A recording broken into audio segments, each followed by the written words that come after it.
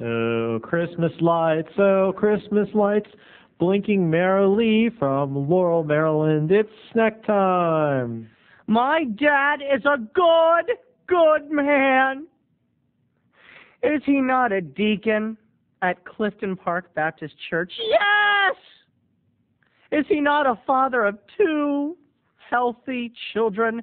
Yes, again I say, dare I say yes thrice to the fact that we all agree that my father, Ronald Crummett, is a good man.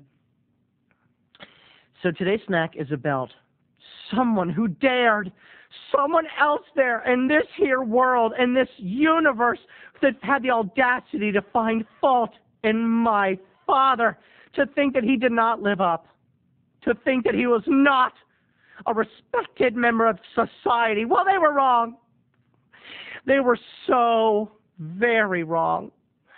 Look inside yourselves before you hear the snack today to know without having ever met Ronnie Crummett that he would do anything for any orphan.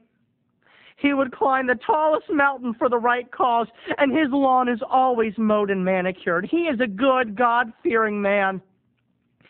So, we had a particular neighbor who just didn't see things that way. So what that it was February 17? So what that maybe the Christmas lights were still adorning the house at 1600 Okolana Street? Is that reason to judge, I ask you? Haven't you had your fake tree up longer than that? Well, my dad is always on top of everything. When it's recycle day, oh, Lordy in heaven, anyone would tell you that if the first name that pops in your head as recycling responsibility, who's going to save this planet? Dad would. Well, it was February 17th last year, and them lights were still up. But let's say the blame was mine.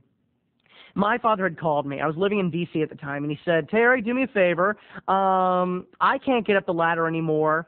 Could you come over here and take down my Christmas lights? I said, okay, Dad, sounds like no problem. I'll do it Saturday. Oh, thanks, Terry. Well, Saturday rolled around, and, I was invited to go out to the movies. All right, so I was bad. So I shouldn't have put the movies over my father and over the lights and over Okolana Street. But it was a good movie, and it was at the Uptown Theater. And any of you who live near Connecticut Avenue in Washington, D.C. can vouch for me. It's a great theater. But anyway, the neighbors at the end of the street, the cooks. Oh, the cooks. The PTA mother freakers. The cooks who think that their lawn is greener. That have ChemLawn come around 5 times a year, and that is overkill.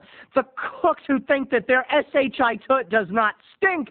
Well, they decided that Dad's lights that were still adorning 1600 Okolana Street were affront to their eyes and embarrassment to their court, their precious neighborhood watch street. So they called my dad anonymously.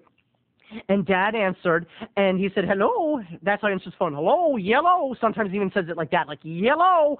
And they said, and Mr. Cook said, someone who saw your lights, and I think you should take them down. And my dad had caller ID. Oh, he was slick. They didn't know it, though. And my dad said, Mr. Cook? Checking the caller ID. And Mr. Cook was so embarrassed that he was busted, that he hung up. He went and hung up. And my dad almost cried. And that night, he called me crying, Terry, you were supposed to take down the lights, and now the neighborhood is against me. He literally felt like the villagers from Frankenstein were going to come with torches and burn down the house. I said, Dad, I'm on my way. I'll take the lights down tonight. I got in my car and I raced to Okolana Street, and it was my turn to give advice to my father. I said, Dad, look in my eyes. Is it not you who built a tree house for the children of Okolana Street? He said, yes, that's me. I did that. I said, Father, was it not you who put up the most attractive fence on the block, the whole darn block? He said, I did that too. It's a pretty good-looking fence. Dad, who repaved their driveway nicer than any guy on the block? He said, I did. I said, you go down there and you give Mr. Cook a piece of your mind. Oh, he was empowered. He put on his best polka-dotted tie and he marched down the street, proud, head held high, and he knocked on their door. And he said, Mr. Cook, I'd like to have a word with you. And for my dad, that's like saying, you mother freaking beep, you son of a beep. He said, I'd like to have a word with you. Can I sit in your study? Cut.